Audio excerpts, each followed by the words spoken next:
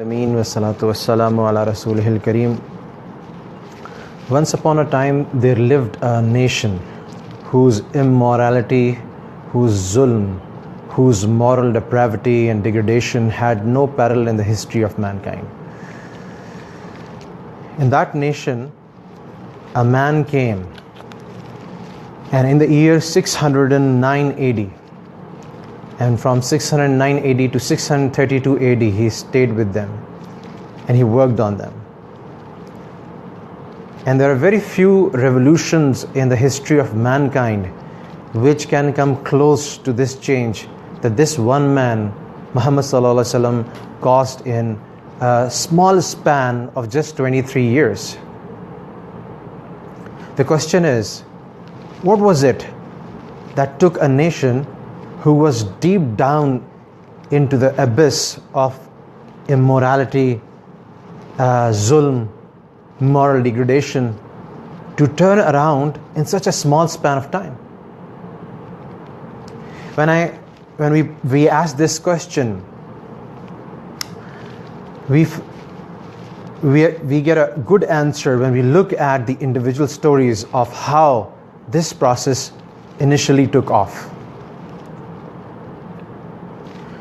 So when we look at the process of this great change, how those people who used to bury their daughters alive, who used to drink all the time, who used to kill each other, who used to quench their thirst by inserting a knife into a camel and drinking its milk, drinking its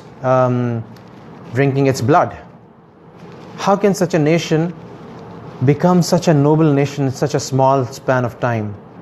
Those people whom nobody liked to rule, neither the Persians nor the Romans, within such a small period of time, how did they manage to become the rulers and the conquerors themselves?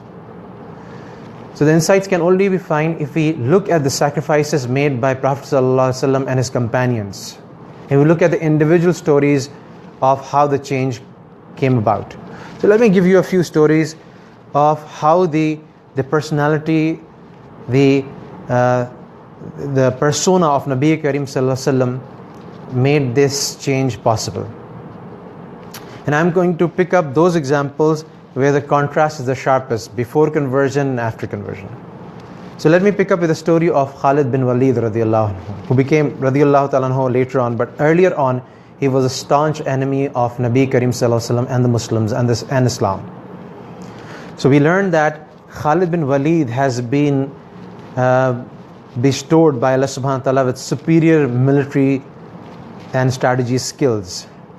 So much so that the worst defeats that the Islamic nation and Muhammad sallallahu alaihi wasallam ever faced in his lifetime was in the Battle of Uhud. In the Battle of Uhud, we all know the story that Nabi Karim sallallahu alaihi wasallam sent a jamaat of Sahaba, a contingent of Sahaba, and posted them on the top of a valley, and said that even if you see that the Muslims are winning or Muslims are losing, you should not leave this place unless you are instructed to do so. And we know then that some of the people, when some of the earlier signs of victories appeared, some of the Muslims who were posted on that strategic position, that critical post, they left their position despite resistance from their Amir, and went on to for the Mal Ghanimat, and considered that they're not disobeying Prophet ﷺ, but they considered that the war is over. Who was then the person from the side of Quraysh who came from behind and attacked the Muslims and made an entry towards the back of the Muslims through this strategic position, through this part of the valley? It was Khalid bin Walid. His and small contingent wreaked the havoc in Muslims and in the Muslim army, because Muslims were sandwiched between Abu Sufyan's army from the front and Khalid bin Walid's army from the back. And everybody knows what happened after that. Such was the enemy and grudge in heart of Khalid radiallahu ta'ala anhu, he was not radiallahu ta'ala at that time, that when the time of Hudaybiyah came and Nabi Karim Sallallahu Alaihi Wasallam along with his companions proceeded to Makkah to perform Umrah, and the intentions were totally peaceful. There was no intention of war.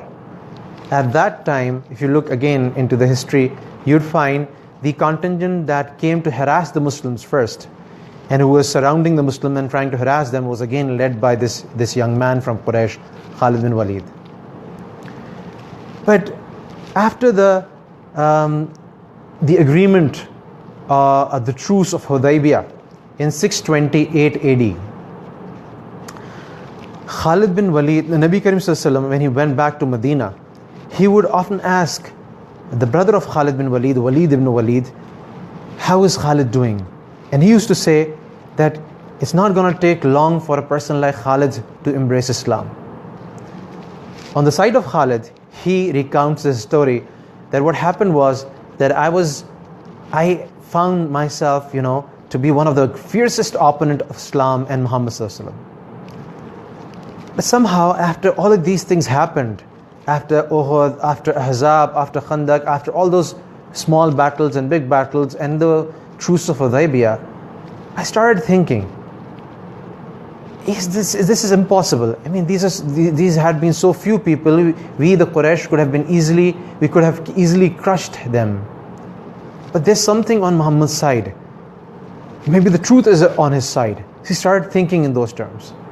And then Nabi Karim also sent him a letter. And eventually, Khalid confided in one of his best friends, Ikrimah ibn Abi Jahl, the son of Abi Jahl.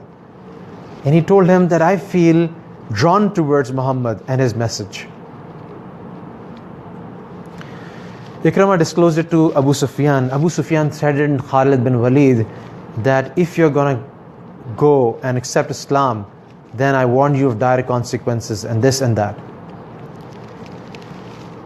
Abu Sufyan was so displeased and was so full of anger at Khalid bin Walid that Ikrimah, Khalid bin Walid's best friend, even though he was son of Abu Jahl, sided with Khalid and said, well, Abu Sufyan, if you cannot control your anger, I'm also gonna, perhaps I will also accept Islam if your anger continues like that.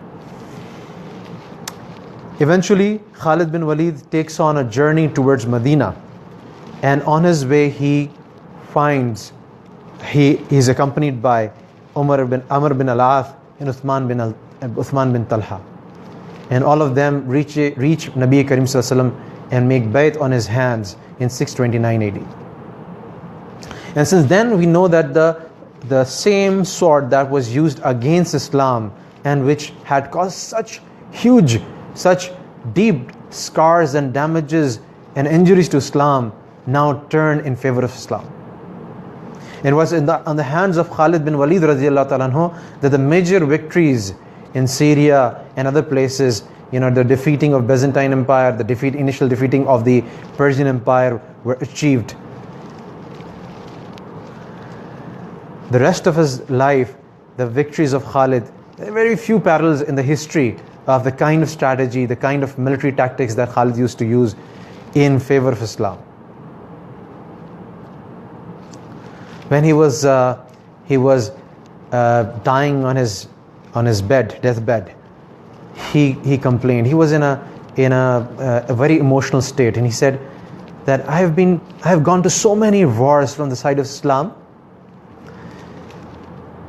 with the intention of being martyred. My sole intention was of achieving that high status of martyrdom. But there's not a single part on my body, not a single portion on my body where I haven't received scars and injuries from the enemy by spear or sword. But here I am dying like an old camel.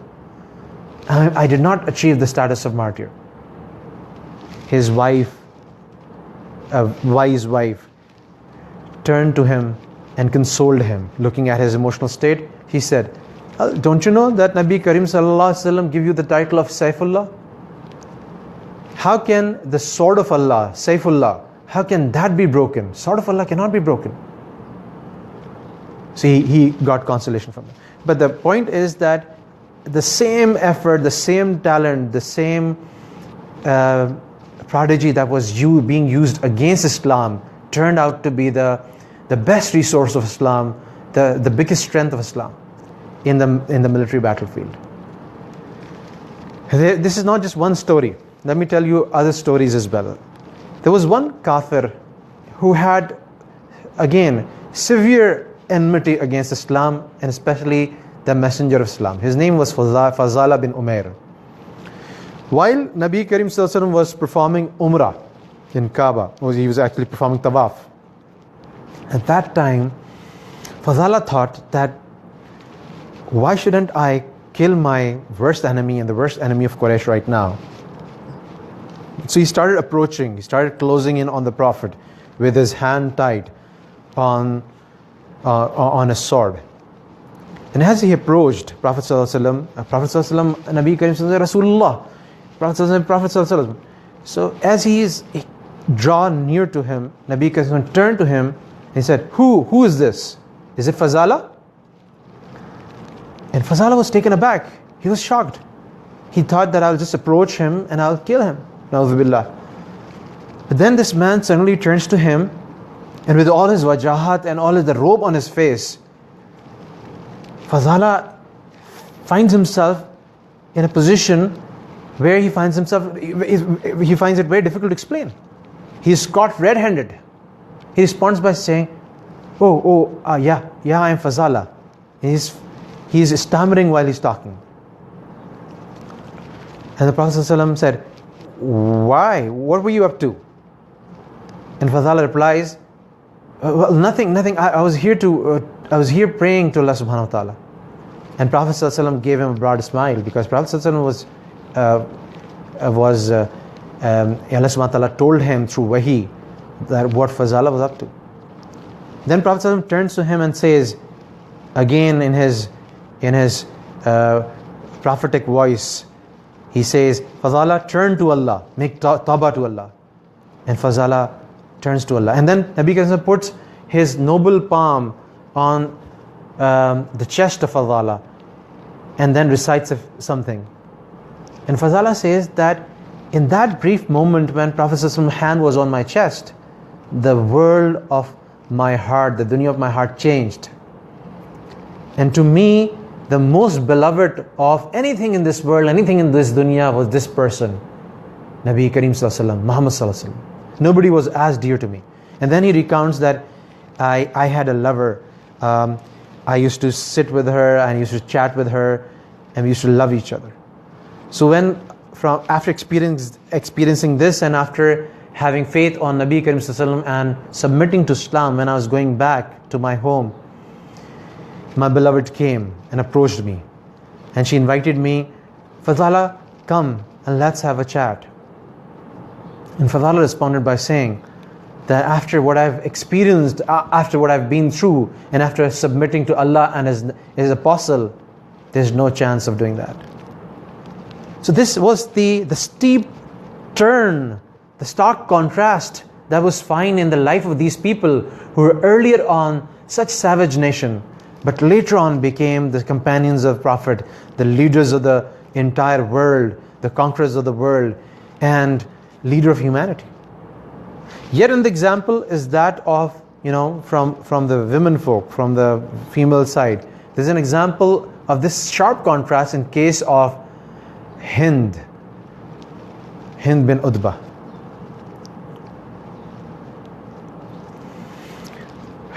It was the Battle of Badr in which Hind's father, Utbah ibn Rabi'ah, and her brother, Walid ibn Utbah, were killed by the Muslims, were killed by the companions of the Prophet, Hamza radiallahu ta'ala anhu, and others, and Ali radiallahu ta'ala and others. Obviously, Hind, from that day on, she had the enmity, she had the grudge before, but from that day on, her heart was burning with the fire of seeking revenge from the Muslims. So it was in the Battle of Uhud that she laid out her plot. She offered an Abyssinian slave by the name of Wahshi that she would emancipate him, she would free him up and give him the rewards if he would assassin Hamza bin Abdul Muttalib radiallahu ta'ala. Wahshi was known for his skills with the spear. He kept on practicing, and his aim was to seek that emancipation and reward. On the day of Uhud, Wahshi says that I was eyeing Hamza, and my whole purpose was to kill Hamza. And I found an opportunity where I threw my spear, and the spear was right on the target, and Hamza radiallahu ta'ala fell martyr. Now the narrations hold that to seek her revenge, Hind approached Hamza, and something called Muthla in Arabic, which means mutilating the dead body. She did that, and she went on to the extent of eating the liver of Hamza. The history holds that. Now, such was the heart of this woman. And in another incident of her hard heart was, and in fact, her son used to say that, her son Mawiyah used to say that my mother had a very hard heart. It was only later on through Islam that she acquired those noble qualities. But in the times of Jahiliyyah, she had a very hard heart. Another occasion, at the time when Fatah Makkah approached, when Nabi Karim Sallallahu Alaihi Wasallam was marching towards Makkah with 10,000 companions, devoted companions of Sahaba. At that time, Abu Sufyan, who again became a Sahabi radiallahu anhu later on, but at that time he had not accepted Islam. When he saw the march of march of Sahaba, march of the army of the Prophet ﷺ towards Makkah, being a strategist, being a very wise man, being the elder of the tribe, being the chief of the tribe, he saw no chance of fighting these people. He saw no chance of resisting these people. He already had encountered them in several battles and knew their passion. Now they had the numbers on their side and the ammunition as well. So Abu Sufyan knew that there's no way they can win. So it was Abbas bin Abdul Muttalib who escorted Abu Sufyan to Prophet ﷺ, where he accepted Islam and we surrendered to the Prophet ﷺ. And he came back to Makkah and he announced that we are not going to fight, we are just going to renounce, we're just going to give up, we're just going to surrender in face of the army of Muhammad ﷺ. We're going to surrender, we're not going to resist. We are going to accept our defeat. And guess who was it who came and pushed Abu Sufyan and started scolding him in front of everyone? It was Hind, his wife. And she said, "This is a coward. This is a man who has given up. This is not a chief of yours. This is not a rais or sardar of yours. This is a coward man. Don't listen to him, O people of Quraysh." See, she was still, adamant, still stubborn that we're going to fight Muslims. She didn't want to give up. But then when her husband held her, when her husband held her and told her that, and tried to walk, she started crying in her husband's arm. And then eventually she was in a state where she was depressed and struck, because to her this was the worst defeat. The people who killed her brother, her father, who against her tribe, how can she accept defeat from them? But then something happened overnight. Something happened overnight. The same night when Muslims entered Makkah again with the kind of conquests that are very hard to find in the history of mankind. She was carefully observing them. She saw that they did not victimize their enemies. She saw that they did not kill anyone. She saw that they gave refuge to all the staunch enemies, the worst enemies. And what happened during night? She was carefully observing from her house, from her home. She saw that the people who conquered Makkah, what were they doing during the night? They're not sleeping. They were not celebrating the success by drinking and by womanizing. She saw that in that night, these people, these men around messengers, Muhammad Sallallahu Alaihi Wasallam and his people, they were surrounding the Kaaba. Some of them were prostrating in front of Kaaba, making sujood in front of Kaaba. Some of them were in the state of ruku in front of Kaaba. Some of them making qiyam in front of. Some of them were just weeping and crying before Allah subhanahu wa ta'ala. That scene was such that even a heart like Hind could not resist. But she said, these people cannot be liars. These people cannot be on falsehood. And she accepted Islam the very next day. And when she came to the courtyard of Prophet ﷺ, in the Soba Prophet ﷺ, she was wearing a niqab because she thought that initially the Prophet ﷺ may just hate her for what she has done to his uncle Hamza. But Prophet ﷺ was pleased with her Islam when she removed the niqab and she accepted Islam and made bayt on the hands of Prophet ﷺ. Prophet ﷺ was pleased with Islam of her and the other women around her. So such was the story, and these are very few stories that I'm telling you. But this is and Islamic history is replete, is filled with so many such stories when the staunchest, the fiercest enemies of Islam became the biggest supporters of Islam. The same Hind, then she went on fighting in Syria. Her sons were fighting, Abu Sufyan was fighting, the whole family was fighting from the side of Muslims. And the victories in Syria were credited to a great extent to this family. And that's why, first of all, Abu Sufyan's first son became, he was entitled with the governorship of Syria, and then the second son, Muawiyah, was given the stewardship of Syria.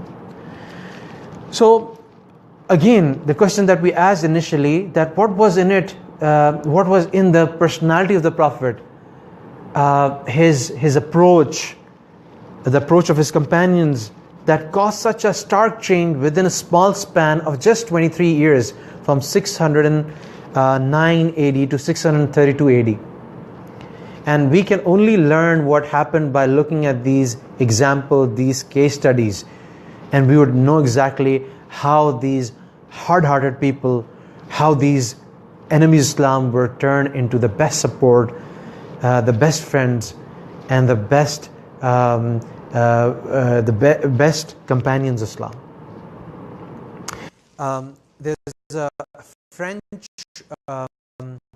historian, French intellectual by the name of who says about our Rasulullah, beloved Rasulullah. He says about what he did with his sacrifices, with his approach, with his strategies, with the madad of Allah subhanahu wa ta'ala, with the help of Allah subhanahu wa ta'ala. He said that if the smallness of purpose, if a smallness of means, greatness of purpose, and astounding results, outstanding results were the three criteria on which human genius were to be judged.